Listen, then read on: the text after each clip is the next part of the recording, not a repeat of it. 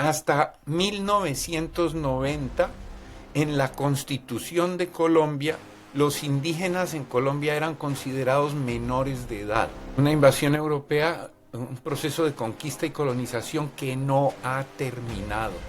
No fue algo que pasó hace 500 años y terminó, sigue en distintas fases. En Colombia hay bases militares de los Estados Unidos en todas partes y el control de Estados Unidos de Colombia y desde Colombia al continente es gigantesco. Colombia producía más o menos el 92% de la cocaína mundial, o sea, toda. Es un nuevo orden mundial mafioso y no creo que sea solo de Colombia.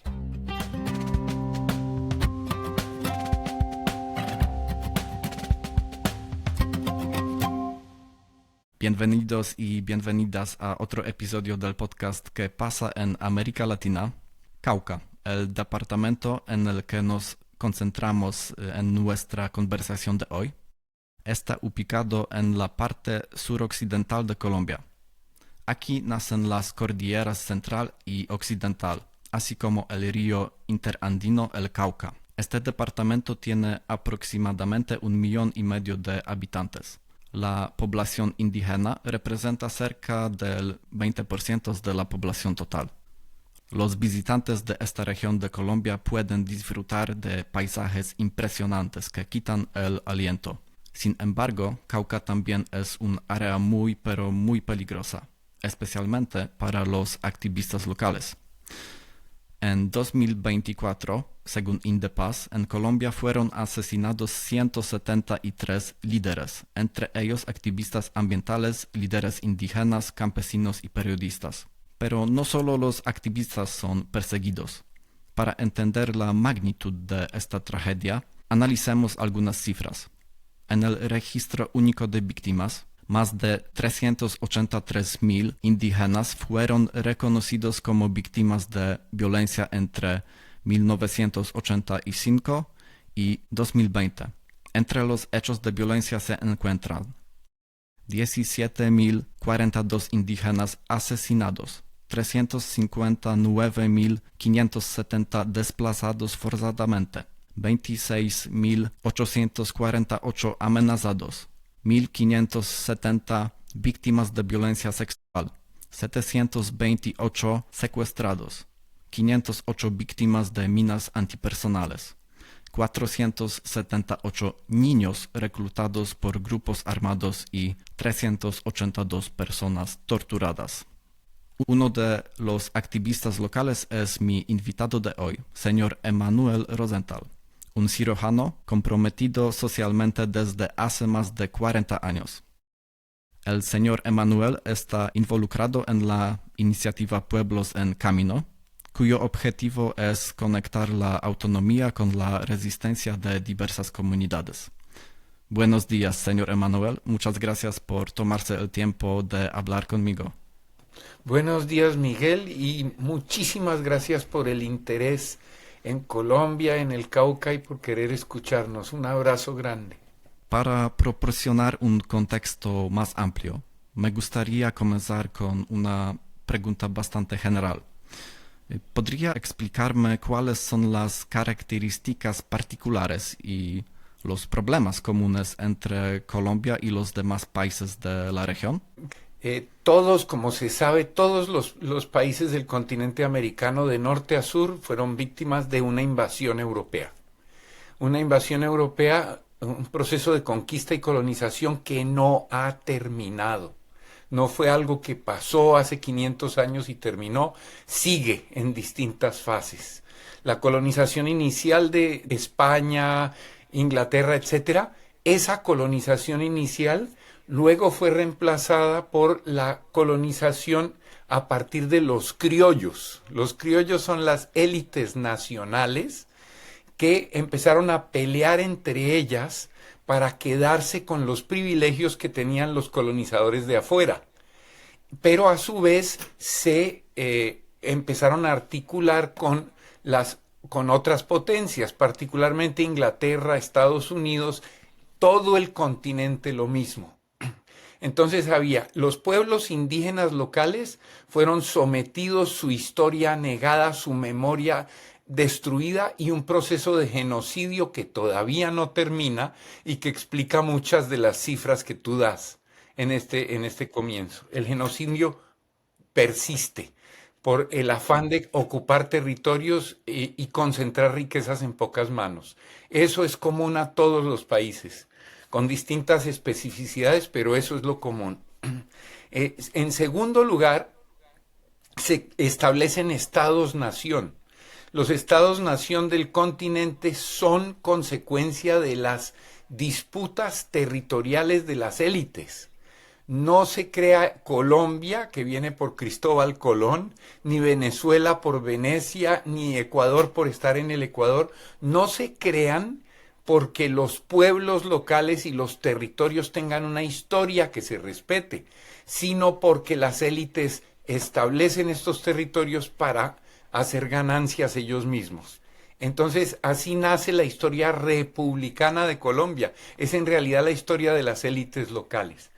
Especialmente en los últimos tiempos hay una disputa abierta entre los intereses de acumulación de riquezas y de extractivismo de recursos de grandes potencias, y la disputa entre, por ejemplo, Estados Unidos, Rusia, China, entre otros, por el territorio que Estados Unidos siempre consideró su patio trasero. Tal vez uno de los regímenes peores con los pueblos, más agresivos, más violentos, ha sido el colombiano. En Colombia, el mecanismo para mantener la injusticia social y la concentración de riquezas y territorios en pocas manos, el método ha sido la violencia, la guerra permanente contra los pueblos, lo cual ha obligado a los pueblos a su vez a responder con violencia y organizaciones insurgentes y lucha. Esto no ha pasado solo en Colombia, pero en Colombia ha sido particularmente grave. Esa es una característica.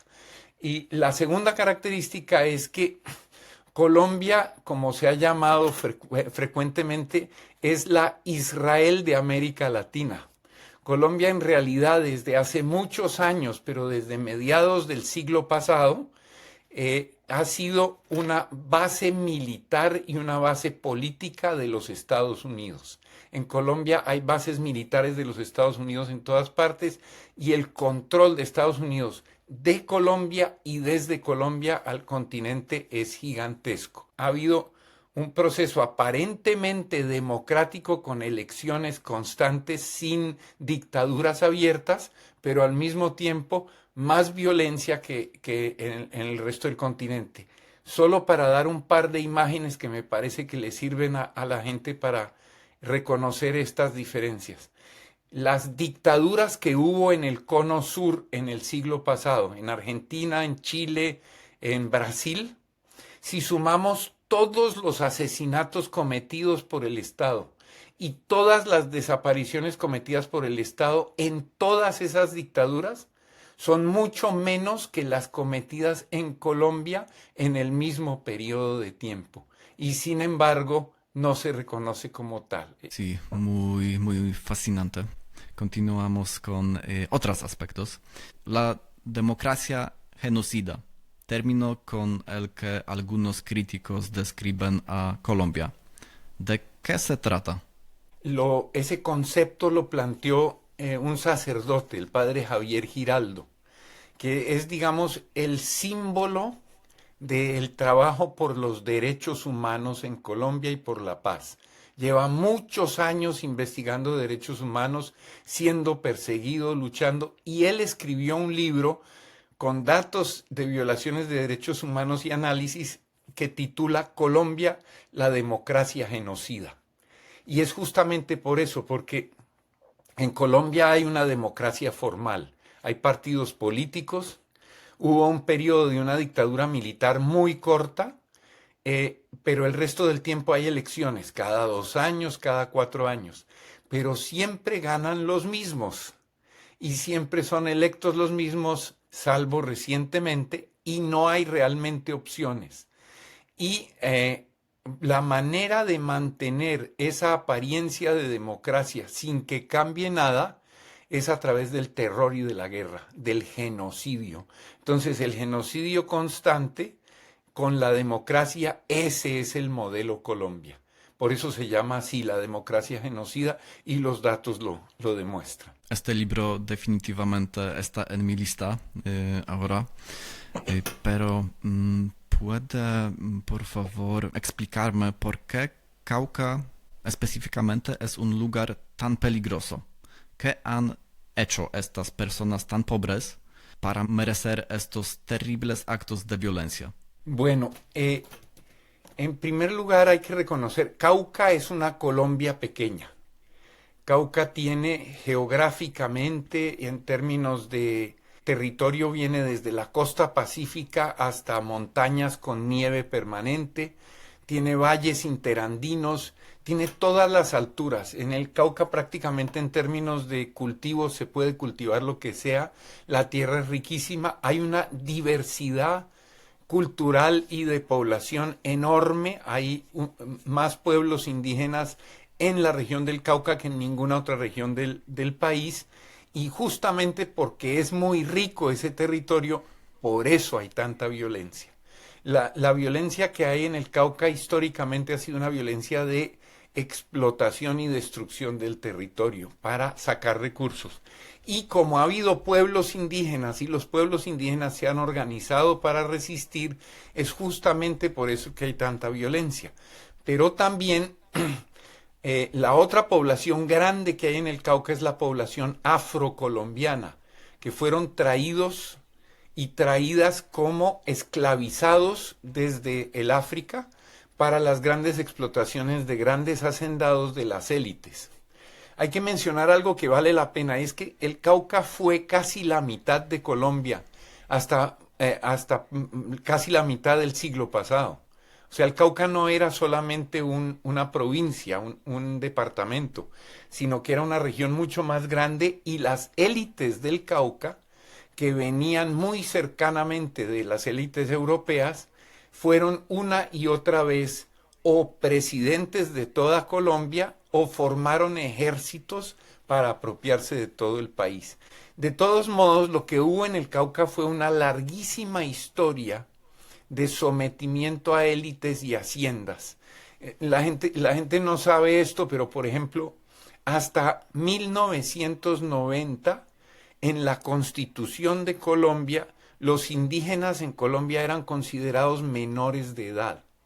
No tenían mayoría de edad. Por lo tanto, tenían que estar bajo la protección de otros, las iglesias, los ricos, los hacendados, hasta 1990. Solo en 1990 cambia esa constitución y se supone que se reconocen derechos.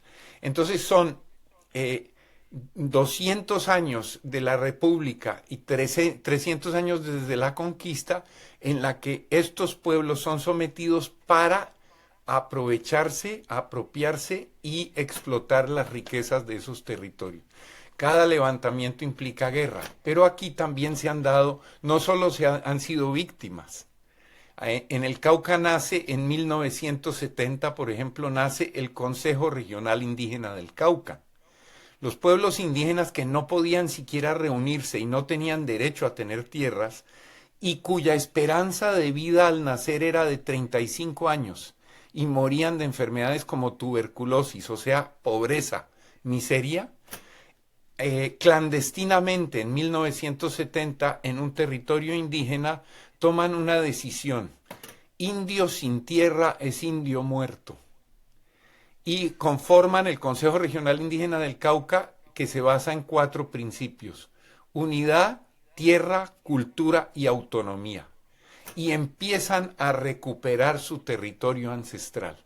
Entran, sobre todo las mujeres, por delante a las grandes haciendas, construyen viviendas, siembran como si hubieran estado ahí hace tiempo y resisten el ataque de los hacendados que los tratan de sacar, y logran en los años 70 el proceso de reforma agraria más extenso del continente, y es la primera organización indígena del continente. Entonces esa es la fuerza que tiene este proceso, y por eso es tan atacado y tan perseguido. Por eso y para quedarse con la riqueza, los recursos y el territorio. Qué desperdicio del potencial del Cauca. ¿Cómo es posible que el 90% de los perpetradores de estos crímenes permanezcan impunes? ¿Piensa que esto demuestra que el gobierno central simplemente no le importa la población indígena? No solo indígena, aquí es muy importante contar y hacer relación con lo de democracia genocida antes y con el racismo contra los indígenas que es parte de la institucionalidad del Estado colombiano. Y recordar algunas cosas que son de la historia de Colombia y que son peculiares a Colombia. Una que sucedió a comienzos del siglo pasado, la masacre de las bananeras. United Fruit Company, que es la misma Chiquita Brands hoy en día, y las repúblicas bananeras, todo Centroamérica, Guatemala, Costa Rica, Panamá y el norte de Colombia, todo estaba sembrado de banano para los Estados Unidos, para United Fruit International, que estaba vinculado a la CIA, que daba golpes de Estado en todos estos países para poner sus gobiernos para sacar banano barato para Estados Unidos. Los trabajadores de las bananeras de Colombia hicieron una huelga. La huelga que hicieron los trabajadores en los años 40, 35, 40, esa huelga fue simplemente para reducir las horas de trabajo de 12 a 8 horas, tener derecho a salud, tener derecho a educación y a suficiente comida. La reacción del gobierno colombiano con los Estados Unidos fue, y el general Contreras, bajo órdenes de los Estados Unidos, fue cometer la masacre de las bananeras. Citaron a los huelguistas en una plaza y los asesinaron en la plaza. García Márquez cuenta la masacre en 100 años de soledad. Y entonces esto muestra un aspecto de esa historia de la impunidad. Pues si es el mismo Estado y el mismo Estado investiga la masacre, pues no va a encontrarse culpable a sí mismo. La justicia pertenece al opresor y por eso no ha habido justicia. Yo quisiera dar 2 o 3 ejemplos rápidos para la masacre de las bananeras es uno que fue evidente. En 1985, en noviembre de 1985, ocurrió la toma militar del Palacio de Justicia en Colombia. El gobierno de Belisario Betancur había firmado un acuerdo de paz con una guerrilla, el M-19. Y el proceso del acuerdo de paz era un proceso de comprometerse a transformaciones sociales para terminar la guerra. Lo que sucedió ese día fue, ya se sabe, hubo un testimonio que hace más o menos 2 meses dio un agente de inteligencia militar del Estado colombiano de apellido Dorado. Lo dio públicamente en un podcast que puede ver el que quiera, que se llama En la raya con Cecilia Orozco. Y en ese podcast entrevista a la hija de un magistrado de la Corte Suprema que fue asesinado por inteligencia militar en esa toma del Palacio de Justicia. ¿Qué pasó? El gobierno incumple el acuerdo de paz con el M-19. Que el M-19 toma la decisión de tomarse el Palacio de Justicia militarmente para hacer una denuncia pública al Estado. Que Inteligencia Militar de Colombia, con todo el apoyo y bajo la orientación de los Estados Unidos, sabían de antemano que el M-19 iba a entrar, permite que el M-19 entre y aprovecha para destruir archivos y documentos que van a permitir investigar y condenar militares y políticos colombianos de más alto nivel por estar cometiendo masacres y desapariciones por todo el país. Es decir, la democracia genocida iba a quedar expuesta por estos magistrados. Entonces, para destruir esos documentos y asesinar a los magistrados, permiten que el M-19 entre al palacio y ahora se sabe cómo iban sacando a los magistrados del palacio, torturándolos, asesinándolos y devolviéndolos al palacio. Y todo esto culparon al M-19, pero hoy se sabe que fue un operativo hecho desde el Pentágono con los militares colombianos, todo bajo la inteligencia militar de Colombia, que no es de Colombia, sino del Pentágono y de Estados Unidos. Entonces ahí tienes un ejemplo de impunidad total. Los propios magistrados de justicia asesinados por inteligencia militar y por los Estados Unidos en el 85. Esto sigue totalmente impune. Fue una masacre cometida por militares. Luego, el otro ejemplo que ahora está vivo es lo que en Colombia se llama falsos positivos y que el mundo entero está empezando a saber de ellos. La Jurisdicción Especial para la Paz, que es una instancia de justicia que se crea con la firma de los acuerdos de paz entre las FARC y el gobierno colombiano, la Jurisdicción Especial para la Paz empieza a investigar y descubre, documenta, prueba que hay 6.402 casos comprobados en los que militares colombianos de alto rango asesinaron civiles inocentes y los presentaron como muertos en combate. Pero son los 6.402 que han encontrado. Human Rights Watch dice que son más de 12.000. Los militares están confesando que así es y está apareciendo mucho más en todas partes. Y un último caso, para no extenderme porque hay muchos, hoy, en la ciudad de Medellín, está sucediendo algo. Resulta que escombros es el término que se usa cuando se hace una demolición de un edificio o se cae una casa, lo que sobra, ladrillos, todo eso, se recoge y se bota en alguna parte. La escombrera en Medellín es en una montaña al lado de la ciudad de Medellín, que es la segunda más grande de Colombia. Mujeres desde comienzos del año 2000, particularmente 2002, 2003, 2004, dijeron que ahí había una base paramilitar montada por el Ejército de Colombia, bajo órdenes del presidente Álvaro Uribe Vélez, que es de ahí, de Medellín, en donde se desaparecía, torturaba, asesinaba gente y se tiraban a la escombrera. Hay más de 160 casos denunciados, pueden ser más. Y el gobierno siempre dijo que no era cierto y que mentían estas señoras. Y recientemente se están descubriendo los cadáveres.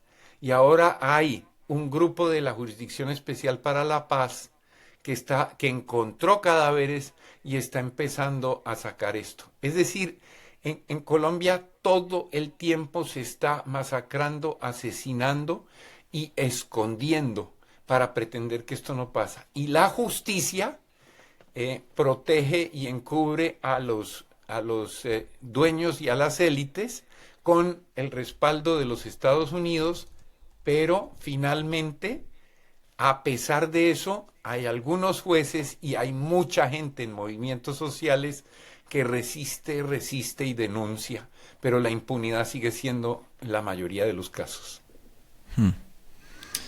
Me parece que no cree que el presidente Petro quiere castigar a estas personas, ¿o no?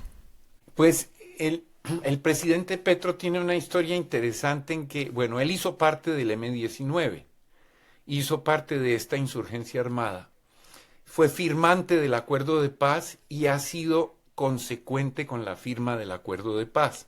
Y lleva 30 años como congresista y en una lucha política, y él ha sido una de las personas que ha denunciado esta impunidad y la relación entre la clase política, que llama mafias acertadamente, y los asesinos. ¿Qué pasa con el presidente Petro y eso? El problema que tenemos en América Latina y en Colombia en particular es el Estado. El Estado es un problema. El Estado no nos representa. El Estado no sirve, no resuelve nuestros problemas y no es de los pueblos. Ahora, El presidente Petro se lanza parte de la ola progresista a que lo elijan presidente de Colombia. Ya tenemos 30 años de gobiernos progresistas en el continente y ya sabemos que la derecha misma sabe que puede entregarle los gobiernos a los progresistas porque nada cambia. ¿Por qué no cambia? No cambia porque en 200 años el establecimiento se estructura para estas mafias, para el poder militar bajo el control de las grandes potencias de Estados Unidos y de los intereses económicos transnacionales. Entonces, cuando uno llega a la presidencia de la República, tiene el gobierno y eso, pero no tiene el Estado. El Estado pertenece a un establecimiento creado antes. Entonces, tiene dos opciones, un presidente de izquierda. Una opción es respetar lo que existe. Si respeta lo que existe, no cambia nada, porque tiene que pasar leyes que transformen la realidad. Y el establecimiento no le va a dejar cambiar leyes, que es lo que le está pasando a Petro. Entonces, si respeta lo que existe, se somete al orden establecido por la democracia genocida. Entonces es cómplice de lo mismo. Y si no lo respeta, lo señalan porque no es un demócrata, es un dictador y quiere someter al pueblo. Entonces una y otra son una trampa. Entonces yo quiero darte aquí un antecedente y darle a la gente uno muy importante. En Colombia hubo una insurrección popular en abril 28 del 2021. Colombia tiene 1.100 municipios. De esos 1.100 municipios, el primer día del paro salió a la calle la gente de 850 municipios. O sea, se levantó todo el país. Se levantó en paz y se levantó harto con lo que hemos hablado hoy acá. No queríamos más el gobierno, el ejército, el Estado, nada de esa historia. Queríamos la libertad. Queríamos un país de los pueblos sin dueños, no un país con dueños y sin pueblos. Y salimos a la calle con eso. ¿Qué pasó después de 3 meses de levantamiento? Pasó que nos dijeron que si votábamos por Petro todo iba a cambiar. Y entonces, en vez de construir una agenda de los pueblos para cambiar una historia, lo que hicimos fue elegir a alguien que nos tenía que prometer que podía cambiarlo todo y no puede y no iba a poder. Y terminó relegitimando, es lo que está pasando hasta hoy, el régimen que siempre ha existido, es un mal administrador del orden de las élites. Eso es lo que está pasando. Prometer es fácil, pero accionar un poco más difícil. Conocemos estas imágenes de protestas. ¿Contra qué han protestado repetidamente los pueblos indígenas en los últimos años?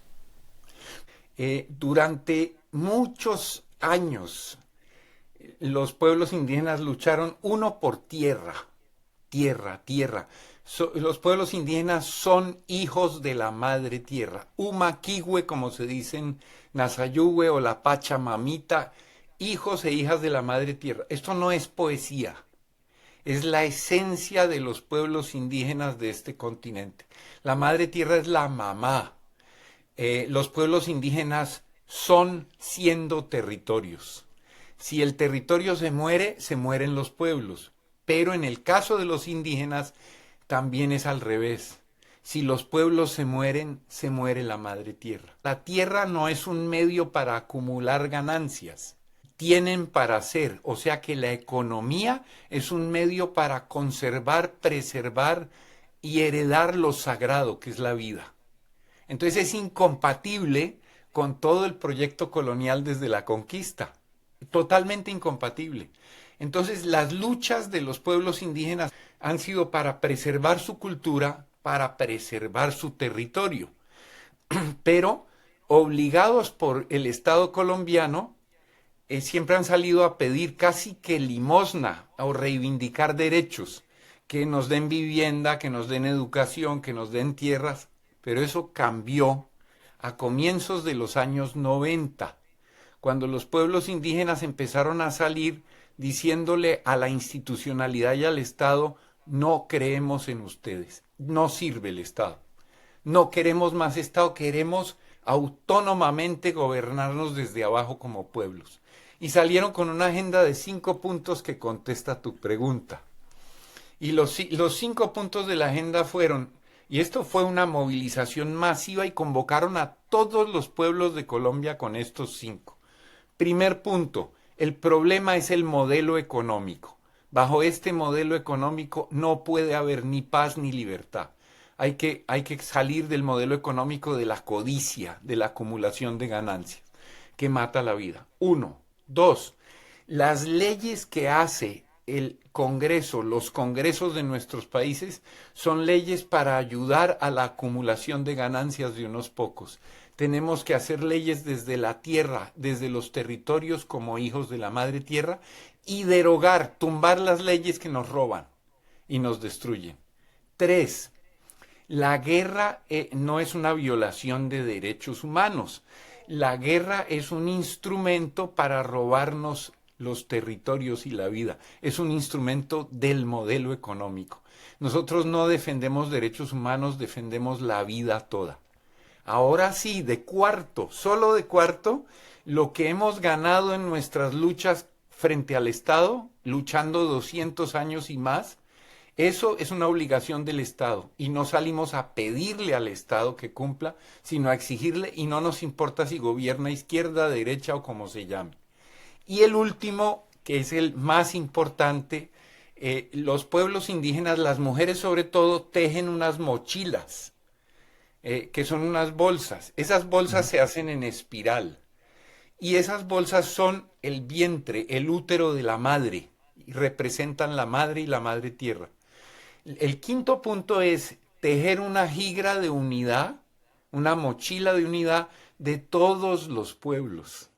O sea, empezar a gobernarnos desde abajo y con la tierra. Ser un país de los pueblos sin dueños. Esa fue la agenda que sacó la gente a la calle en el 2001, en el 2003, etc. Esa agenda se la propusieron los pueblos indígenas del Cauca a todos los pueblos en el país para llamar a construir un país de los pueblos sin dueños. Esa agenda, desafortunadamente, ha sido distorsionada por intereses particulares. Que un partido político, que alguien quiere llegar al Estado, que no sé. Hay divisiones, hay intereses y esa agenda se ha ido perdiendo. Y luego vino el proceso de paz. Pero la gente en realidad en Colombia se ha levantado contra todo el Estado porque no funciona. Pero lo que nos falta construir es una agenda de los pueblos. Y en vez de estarla construyendo, salimos a votar por un presidente y a seguir reproduciendo el Estado. ¿Puede también decirme qué es la Guardia Indígena y por qué fue creada? Bueno, Quihue-Tecna. Quihue-Tecna Quihue es territorio, Tecna es guardián de territorio, en Nazayúe. Ancestralmente, de lo que se recuerda, aún antes de que llegaran los españoles, todas y todos los miembros de una comunidad indígena, de un territorio, en esencia lo que son es Quihue-Tecnas. Cauca, en Namtric, una de las lenguas indígenas, quiere decir madre de los bosques. Entonces el Cauca es la madre de los bosques. Es Amazonía desde la Amazonas hasta las montañas de los Andes. Y todos los pueblos, como hijos de Uma Quihue, de la madre tierra, son guardianes de territorio, son Quihue-Tecnas. Y esa es la función de cualquiera, desde una niña, un niño hasta un anciano. En una época particularmente dura, en los años 80 y 90 y hasta el 2000 del siglo pasado y hacia este, en la que, por ejemplo, un indígena bajaba de las montañas a un pueblo o a una ciudad, no volvía, desaparecía.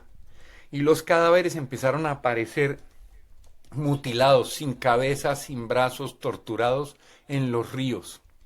Los estaban matando los paramilitares para robarse el territorio.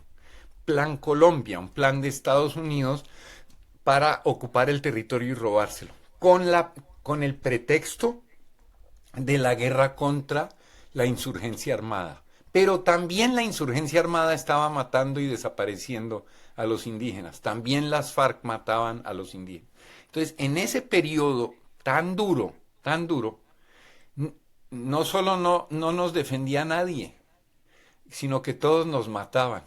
Entonces, en ese momento las comunidades toman decisiones en asambleas y en la asamblea decidieron rescatar a los Kihuetecnas, actualizarlos y formalizarlos, hacerlos más fuertes.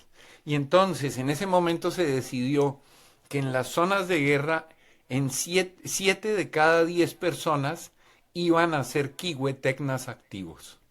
Y empezó un proceso de formación, de conciencia, sin armas, con un bastón, la conciencia de defender el territorio. Y entonces se organizaron y vigilan y protegen el territorio. Y la gente no lo cree, pero es así. Salen, por ejemplo, viene un grupo armado a tomarse un territorio y viene disparando. La Guardia Indígena, desde niñitos y niñas hasta ancianas, sale, rodea al grupo armado, aun si están armados, los desarma, los castiga y protege el territorio. Ha costado muertos, ha costado un dolor enorme, pero cada vez hay más guardia indígena y cada vez hay más conciencia. Ahora, el Kihuetecna no se quedó en territorio indígena solamente. Ahora hay guardia cimarrona. Los pueblos afros han organizado su propia guardia civil, comunitaria, colectiva, sin armas. Guardia campesina. Y en las ciudades se está formando guardia. La lógica es esta. Los ejércitos, los estados con el uso de las armas no nos protegen, nos castigan, nos reprimen y defienden a los ricos. Nos defendemos nosotras y nosotros mismos.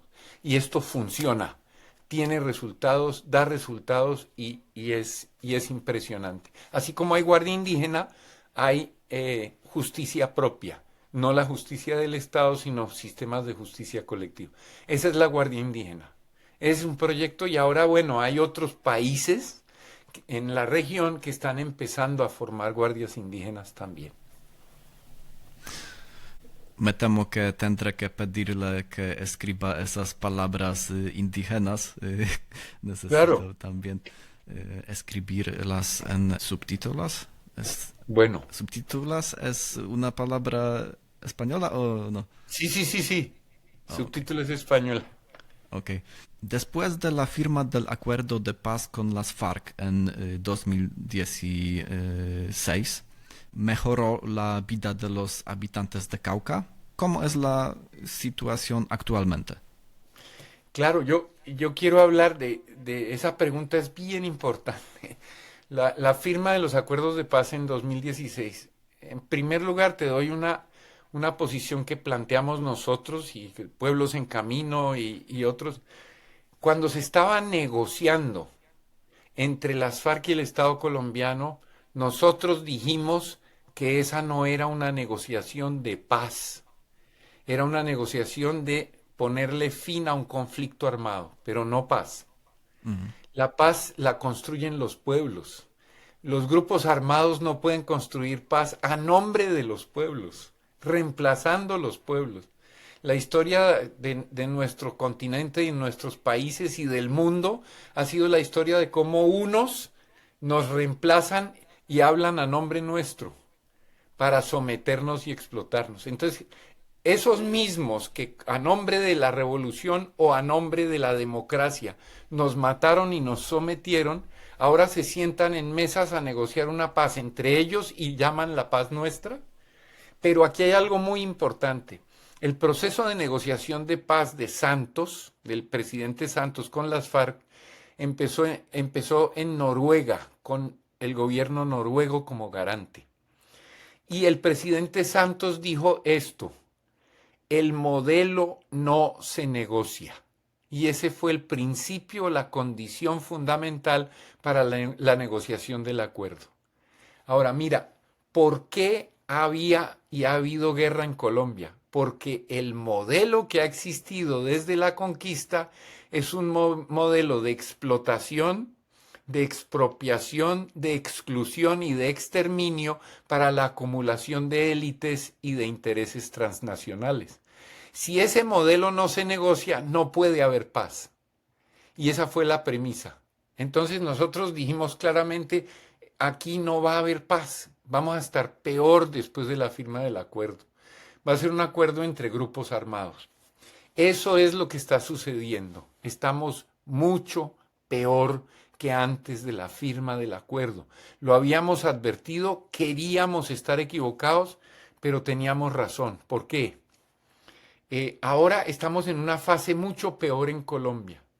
Los grupos armados en Colombia, en general, y creo que ya ni excepciones hay, son grupos armados que tienen o no tienen discurso político, pero su interés es económico territorial.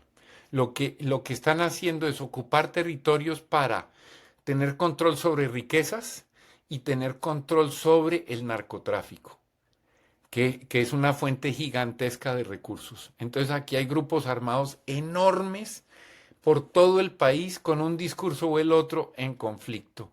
Entonces voy a resumir para que se entienda qué está pasando en Colombia y no solo en Colombia, Haití, México, Venezuela, Nicaragua, Ecuador ahora, Ecuador que está en una situación de guerra permanente. ¿Qué está pasando? Es muy fácil de explicar y muy horrible de vivir. Lo que está sucediendo es que se están consolidando territorios autónomos bajo grupos criminales. Si tú ves un mapa de Colombia de organizaciones como Indepaz, la FLIP, en la Fundación Ideas para la Paz, que estudian y siguen el conflicto, en ese mapa lo que ves es, en las zonas rurales de Colombia, ves 4 colores de grupos armados que hacen presencia. En un color hay guerra, hay asesinatos, hay homicidios como lo que nombraste del Cauca. Y es que están peleando entre grupos armados por quedarse con el territorio y están matando civiles, indígenas, campesinos para someterlos. En otros sitios ya tienen control del territorio, ese es otro color. Ahí baja el número de asesinatos, pero los grupos criminales ya tienen control del territorio. Hay menos muertos, pero ya No están tienen que sometidos. matarlos. Ya no hay que... Exactamente. El tercer color es, hay un acuerdo temporal, tenso, pero está por romperse. Entonces hay muertos o no. El otro grupo es el grupo en el que están empezando a entrar los grupos armados. Ahora, esta te da una imagen. Entonces uno diría, los grupos armados se están tomando Colombia. No son los grupos armados. Estos grupos armados están articulados con las élites criollas, que están vinculadas con el narcotráfico. No hay un solo cargo público de elección popular ni un contrato del Estado que no lo estén controlando las mafias para quedarse con los presupuestos y usarlos para lavar dinero del narcotráfico o para consolidarse en el poder y consolidarse con los territorios. Entonces estamos asistiendo a partir de la firma del acuerdo de paz a la consolidación de un orden mafioso criminal que articula estos dos. Pero falta el tercero y el tercer componente. Laura Richardson, comandante del Comando Sur de los Estados Unidos, en un video que está disponible en internet, Laura Richardson sobre su área de influencia. Y su área de influencia es toda Latinoamérica, Suramérica. Le preguntaron a Laura Richardson cuáles son los intereses, el juego, dice ella, the game, de los Estados Unidos en este contexto, en este continente. Y ella contestó así: la Amazonía, litio y tierras raras, petróleo y fuentes de energía, oro y minería, y están entrando los chinos y los rusos, entonces vamos a fortalecer nuestra presencia ahí. Lo mismo que hace unos 15 años más o menos el general Pace, que fue el general que hizo la guerra por Estados Unidos en Irak, En el Congreso de Estados Unidos le preguntaron cuáles son los intereses de los Estados Unidos en el hemisferio americano y contestó así, mira, agua, oxígeno, petróleo y fuentes de energía, biodiversidad, minería. Aquí no hay pueblos, aquí hay recursos, aquí hay territorios, por eso nos están matando. Entonces, a partir de la firma de los acuerdos de paz, se firmaron los acuerdos de paz para poder acceder a esto, para poder entrar a los territorios y tomarse eso. En Colombia no se ha firmado un acuerdo de paz. En Colombia no hay un Estado de izquierda que transforme la realidad y en Colombia no hay paz posible. Es un orden mafioso, criminal, que se apropia de territorios para eliminar excedentes de población, porque a ellos les sobra gente que no consume y no produce, no la necesitan para producir. Eliminar excedentes de capital, porque hay muchas empresas que les sobran, y quedarse con recursos escasos, o sea, territorios. Desgraciadamente suena familiar. Los polacos también tienen un vecino mafioso, que es Rusia. Pero sí, Colombia es una democracia. El presidente Petro debe tener en cuenta la opinión de los votantes. Si es así, entonces si Petro no toma medidas suficientemente eficaces para controlar la situación en Cauca, podría ser porque al resto de colombianos de los grandes centros urbanos no les importa mejorar las condiciones de vida de los pueblos de las provincias. Tal vez no se identifican con ellos. Mira, ese comentario es muy importante hacerlo porque yo te estoy hablando después de una vida de activismo político, de lucha social, de equivocarme, de volver a aprender. Pero esa no es la vida de la mayoría de las y los colombianos, no lo es. O sea, el estallido, el levantamiento popular fue, la mayoría de la población en Colombia vive en ciudades ya, más del 80% de la población. Excepcionalmente, durante el levantamiento del 2021 fueron las ciudades las que se levantaron, porque usualmente la ciudad te educa para buscar lo tuyo solamente, no saber del vecino, no saber de solidaridad. Pero eso se rompió en el levantamiento del 2021, por lo menos en ciudades como Cali, en donde la gente empobrecida y violentada no aguantó más y salió, luchó y fue reprimida violentamente. Entonces, yo que veo, ojalá me equivocara. En Colombia hay lucha y lucha popular y muchas luchas populares y muy diversas y muy hermosas, pero el éxito que ha tenido, a mi juicio, este sistema, este orden social, es justamente lo que está en tu pregunta. Es convencer a la gente de lo que le dicen los grandes medios de comunicación, los fabricantes de opinión oficial, las derechas y las mafias, por un lado, y por otro lado, el terror, el miedo, en todas partes. Y eso fabrica una población que tiene una dificultad enorme en entender lo que está pasando para transformar la realidad. Entonces, cuando Petro le habla a votantes de una paz total, le está hablando a un segmento pequeño de la población. Hay mucha otra gente que o ni le escucha o tiene manipulada su opinión y su manera de entender. Pero además Petro comete un error después de lo que te conté de cómo fue la negociación de paz entre grupos armados. Petro está promoviendo una paz total en mesas de negociación entre el gobierno y los grupos armados y los pueblos. No hay pueblos en el proceso de construcción de paz, no la hay. Pero entonces Petro llama al pueblo a defenderlo a él porque él va a traer la transformación. Cuando lo que tiene que hacer Petro es al revés, defender al pueblo porque el pueblo es el que va a cambiar la realidad. Entonces, esa lógica. Entonces creo que la pregunta que haces es la pregunta que tenemos que hacernos.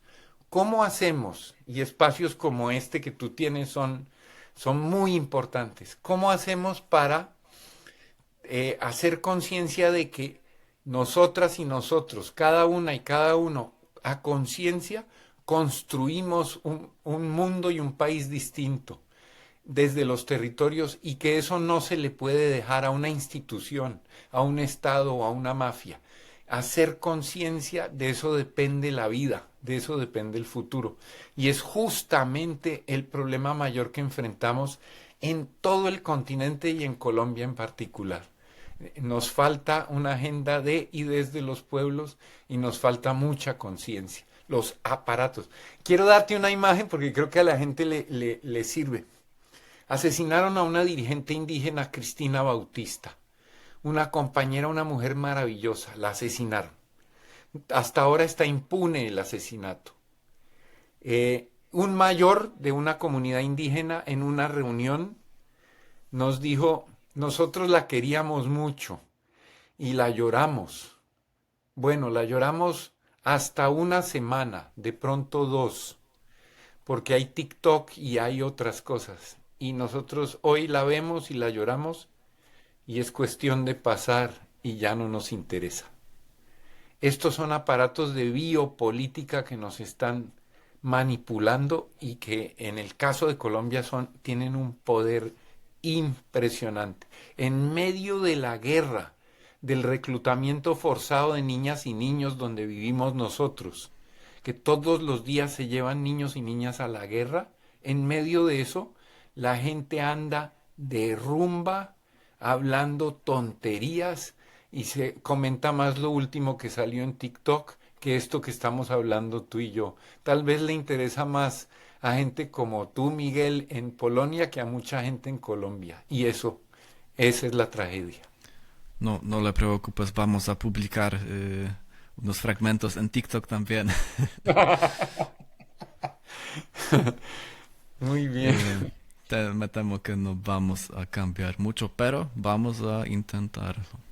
En una entrevista de hace algunos años, usted mencionó que incluso antes de la firma del acuerdo de paz con las FARC, el gobierno había firmado contratos para la explotación de petróleo en grandes áreas de la Amazonia, lo que destruye los lugares de vida de los pueblos indígenas, como mencionó, de esa región y el medio ambiente también. ¿Podría hablar brevemente sobre los detalles?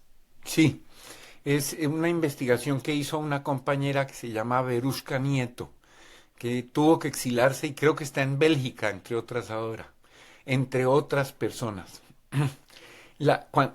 Y explica la firma de los acuerdos de paz. Se firmaron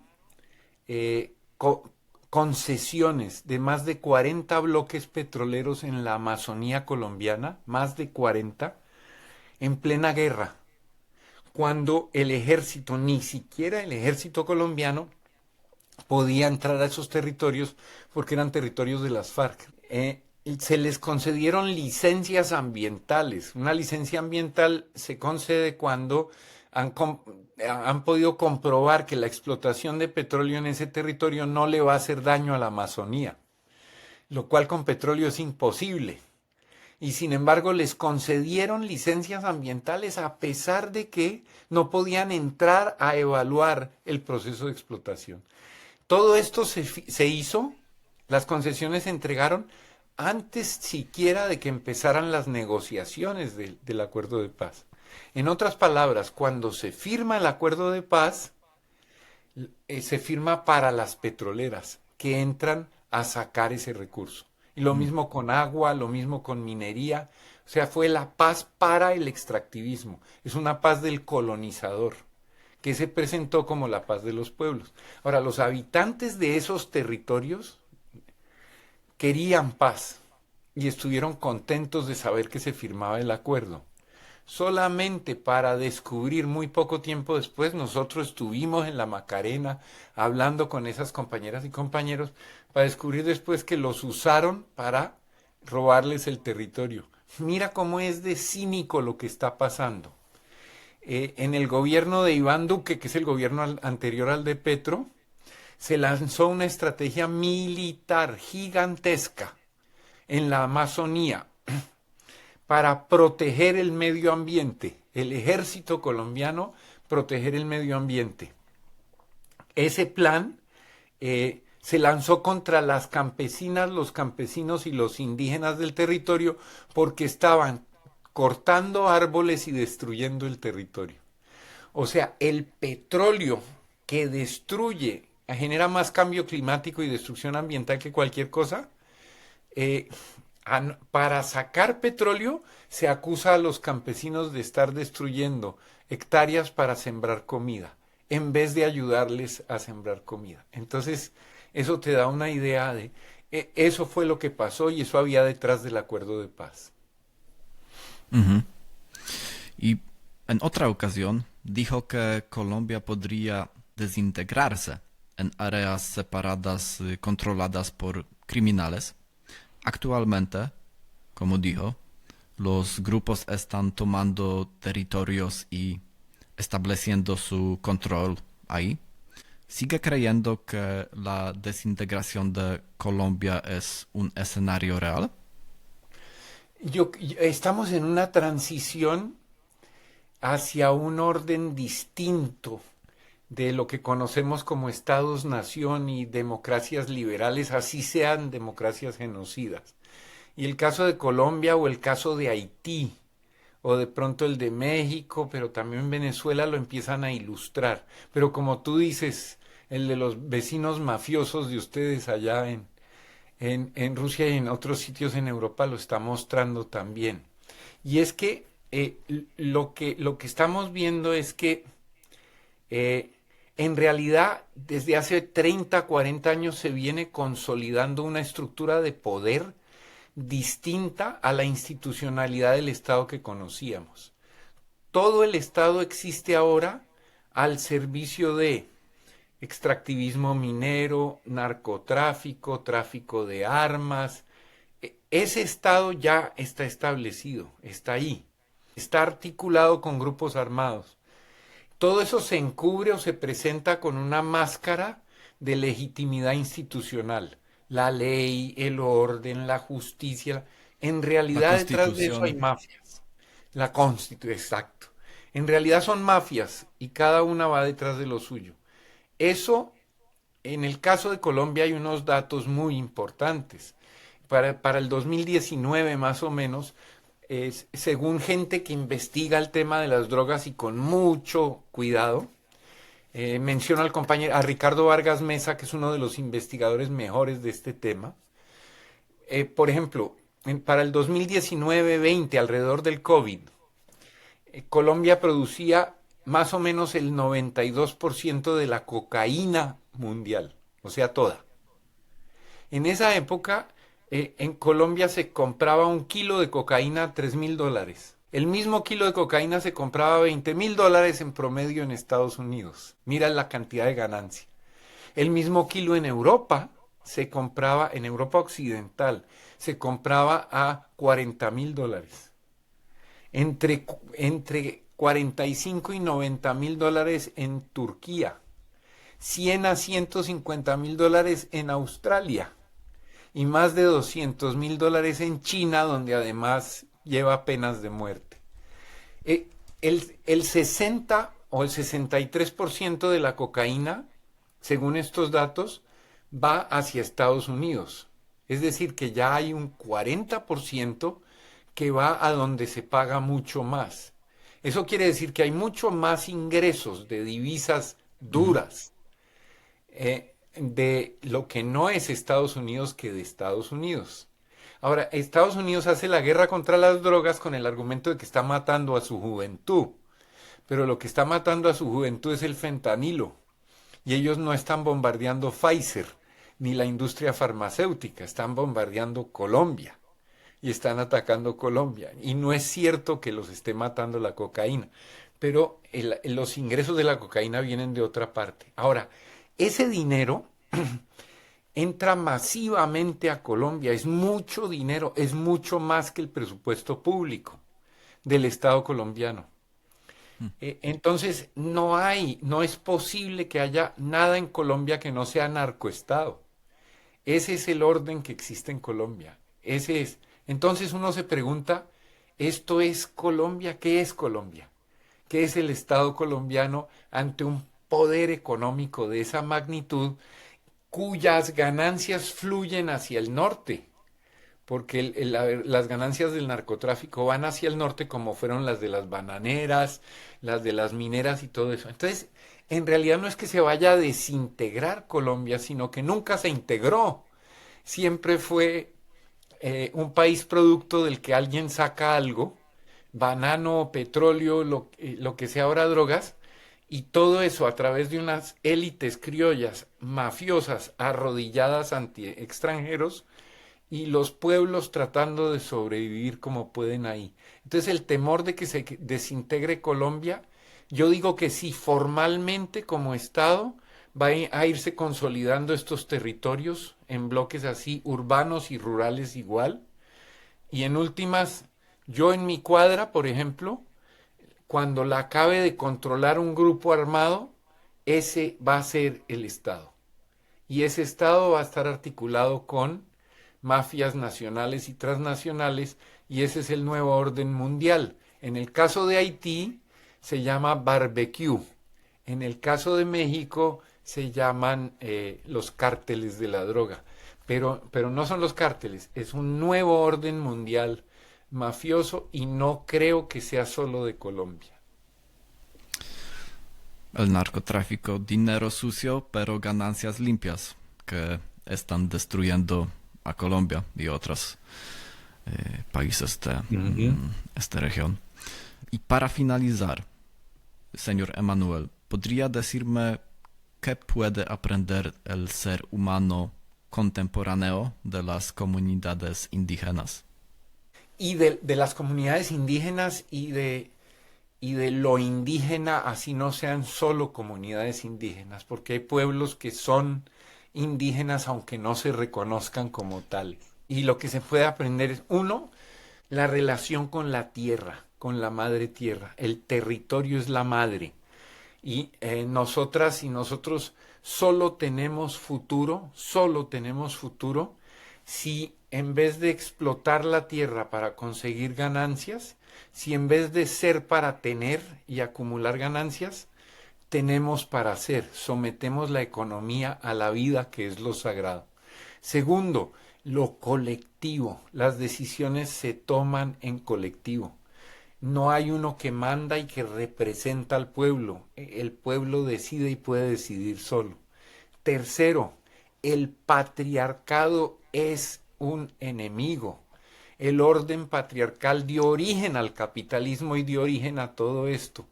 El mundo de y desde las mujeres en libertad. Librarnos nosotras y nosotros del patriarcado nos haría libres. Y ese amor por la madre tierra no es un amor teórico, distante, no, es querer los territorios. Y yo quiero dar un ejemplo, bueno, primero reconocer a las y los zapatistas de Chiapas que nos han enseñado tanto. Segundo, reconocer de todo corazón la lucha de los pueblos indígenas en Colombia, aunque tengo que señalar que hay contradicciones y que hoy en día muchos pueblos y organizaciones indígenas están siendo capturados por narcotráfico, mafias y afán de poder. Hay que decirlo porque está pasando y es muy grave. Pero yo quisiera reconocer al pueblo kurdo y la lucha del pueblo kurdo, de quienes estamos aprendiendo a esa distancia, ellos y ellas de la relación con la madre tierra que hay en este continente, y nosotras y nosotros del confederalismo democrático y de la lucha de las mujeres en Kurdistán. Pero yo quiero mencionar un ejemplo, la comunidad de paz de San José de Apartadó, en el occidente de Colombia, al sur de Panamá, entre los dos océanos, Pacífico y Atlántico, hay una comunidad que hace 27 años fue desplazada por las bananeras, por United Fruit, que armó a los paramilitares, que masacró a la gente en Colombia y sigue impune. Ahí, campesinos desplazados por la guerra, quienes les mataron familiares, Se fueron a un territorio en la serranía de Avive, una montaña hermosa, y hacia adentro eso está lleno de banano ya, porque para eso los masacraron y los desplazaron. Pues crearon una comunidad y el primer principio fue no a la guerra. Aquí no entran armas, aquí nadie se arma, el que se arma se va. 27 años. Los han matado, los han perseguido, toman decisiones colectivas. Son 300 personas.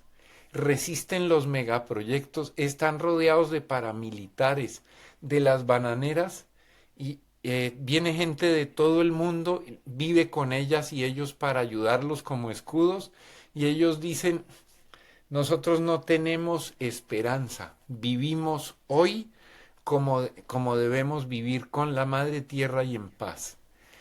Ese es el futuro, si hay futuro en estos territorios. Muchísimas gracias por acompañarme y por esta fascinante, aunque también triste historia, señor Emanuel. Muchas gracias, Miguel, gracias por el interés y gracias por hacer este trabajo.